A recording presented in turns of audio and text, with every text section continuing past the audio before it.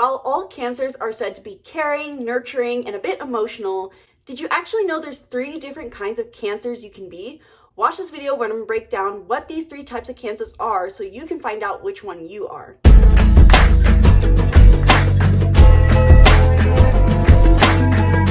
Hello and welcome back to the channel. I'm Isabel, your spiritual rebel friend, and today we're talking about the 3 different kinds of Cancers based off of the 3 Cancer Decans. I've been doing a series covering the different Decans of Pisces and Virgo and Aries, and I've recently gotten a lot of comments requesting, recommending, suggesting Cancer. So today we're diving into the 3 different Cancer Decans. In this video specifically, I'm going to introduce you to the Decans, what the Decans are specifically, what the Decan 1 Cancer is, what the Decan 2 Cancer is, what the Decan 3 Cancer is, and the overall strengths and challenges each of these Decans will specifically face, and also how to apply this knowledge. So if you're the kind of person who wants to know what to do exactly with this information now that you know what Decan of Cancer you are, watch through to the end of this video where I'm going to share my top tips for applying this knowledge. And before I dive in, be sure to book a reading down below where in 1 hour we can dive deep into your astrological birth chart. So if you're wanting to know more about how your chart plays out in your life, how these Decans influence your chart, and so much more, book a reading down below. The sky's the limit. We can cover any and everything. Seriously. As my clients have said in recent testimonials, these readings are meant to be practical and insightful and give you insight into what may be coming up in the year ahead for you or how to apply this knowledge into your day-to-day life. So if that all sounds good to you, book a reading down below. And if you're more of the self-learner type, check out my astrology bundle where you can access all of my astrology workbooks for one set price. And check out my astrology course, The Master Astrologer, that is meant to make astrology simple and practical for a budget price. Check it out down below. Back to the Cancer Decans. So first and foremost, what are the Decans? And I'm going to make this very brief. So if you want a deeper dive into the Decans, leave a comment below and I'll film a whole video just explaining what the Decans are. But basically the Decans are the 3 separate subtypes of each zodiac sign, because each zodiac sign has 30 degrees to it, and we can separate that into 3 groups of 10 degrees.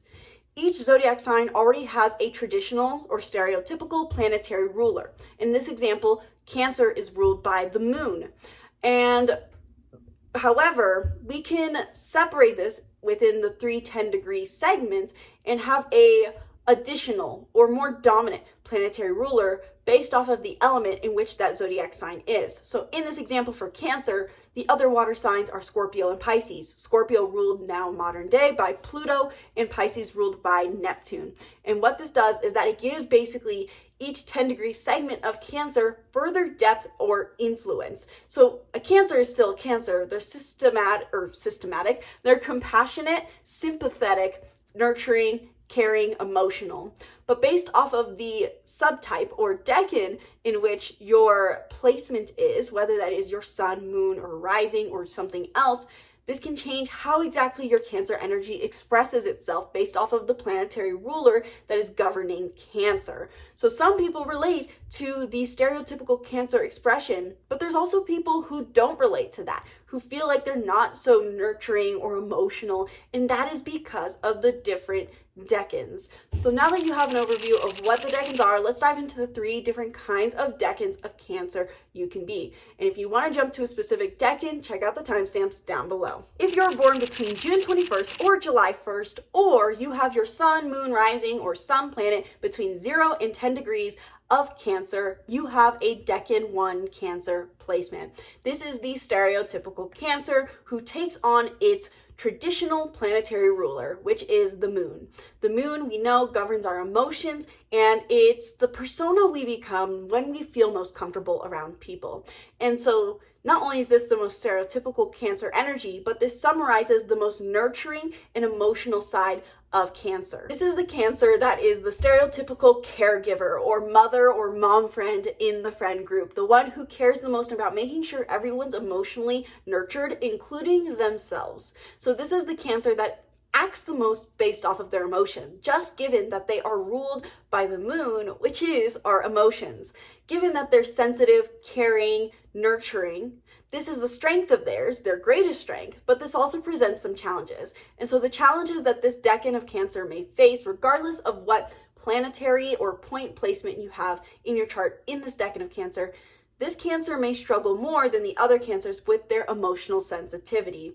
Because they're ruled by the moon, this can be the most emotionally volatile or delicate, so to say, of the Cancer placements, of the Cancer decans. This is the Cancer that may take things a little too personally at times and have easier hurt feelings. And given that they're ruled by the moon, they may also be a bit sentimental. But again, this Cancer has a gift of being emotionally open, emotionally comforting, emotionally nurturing, being able to act on their own emotions, having heightened emotional awareness, and being able to emotionally support other people. If you were born between July 2nd and July 11th, or you have a planetary placement or point between 10 degrees and 20 degrees of Cancer, you are a Decan 2 Cancer, which will be ruled by the upcoming next water sign that we interact with, which is Scorpio. Scorpio is ruled by Pluto, and so this second decan of Cancer is ruled by Pluto. This is the transformative edition of Cancer, the one who may be a bit more serious and a little less wishy-washy. If you picture a gentle, almost childlike Cancer with the first decan, this is the more teenager version of Cancer, as I would probably describe it. This is the Cancer that takes all of their traditional or stereotypical traits of nurturance, emotional action, or sensitivity and channels it towards self-transformation and rebirth. So this is the Cancer that can be a bit more involved in their emotions and have more of a mental connection to their emotions. This is the kind of Cancer that is not only aware of their emotions, but is always seeking self-transformation through emotional action. This also, simply put, is the most passionate or intense of the Cancer decans, maybe making them appear more like a Scorpio at times, because they take their desire for emotional connection and emotional nurturance and are channeling it in very Scorpio-esque ways. So these people tend to be very intense with their emotions or very intense in their actions, even though they're emotionally driven actions. In my personal interpretation, I would actually think that of the Cancer decans, this is going to appear to be the least emotional in stereotypical terms of Cancers, because they're going to take their emotions, and while they are driven by their emotions, they're going to cover this more with their Pluto desire for intensity and transformation and rebirth. So they can appear very focused, appear very driven, appear very intense, but nonetheless, the desire for emotional fulfillment, emotional nurturance, and connection is still present. It's just hidden behind the mask, so to say, of Pluto. And so this decan of Cancer in the end is the most intense, very passionate, very obsessive at times, maybe even extra intuitive, and these are their strengths. But they may also have with this some emotional challenges. The Decan 2 Cancer can be a bit too invested in their self-transformation. And so these people can find that they may find that their mental energy tampers with them more and creates a cycle with their emotional energy. And so they may more struggle with getting out of their spirals, so to say. Because Pluto craves intensity and transformation, these people may make a mountain out of a molehill, so to say, in short. And so this decan of Cancer, Decan 2, is going to maybe be more, have a tendency towards emotional extremes, or even the tendency to make something big of the past or to dwell on the past. And finally, if you are born between July 12th and July 22nd, or you have a planetary placement or point between 20 degrees and 30 degrees of Cancer, you have a Decan 3 Cancer placement, which is the most dreamy edition of Cancer, the Pisces edition, the Neptune ruled edition, as Pisces is the final water sign that, if we were to go around the zodiac wheel, Cancer would hit. And so with Neptune ruling over Cancer, this takes all of their emotional nurturance and emotional comfort, security-oriented nature, emotional security-oriented nature, and transforms it into a form of idealism, or maybe even at times a bit of disillusionment. And so this is the Cancer that I would say really in the end has the most sensitivity, because not only are they idealistic, but they're emotionally driven idealism. And so in my personal interpretation, I would think that this is a Cancer who maybe struggles with the harsh realities of the world more, because they have endless amounts of compassion and such a pure heart that they want to see that the world be this idealistic version of a gentle, kind human being. After all, Cancer's desire is to nurture and be nurtured. And so when Neptune rules over this version of Cancer, This can be a Cancer that wants to live an idealistic nurturance, who wants to give an idealistic form of nurturance, who wants to receive an idealistic version of nurturance and an idealistic world of how we express emotion. But oftentimes the world is not that way. It is calloused, it can be cruel. And so this version of Pisces, or of Cancer, that is Pisces ruled in many ways, can struggle more with the harsh realities of the world. Also, simply put, the Cancer 3 Decan can be more spiritual or creative than the other forms of Cancer. However, I would say that creativity is not necessarily a planetary placement, it is something within us all. This could just be more of a artistic expression of Cancer potentially. And so with that, I would say that this is probably going to be the Cancer that is the most creative, most idealistic, most not intuitive, most inspired, maybe is the word I'm looking for.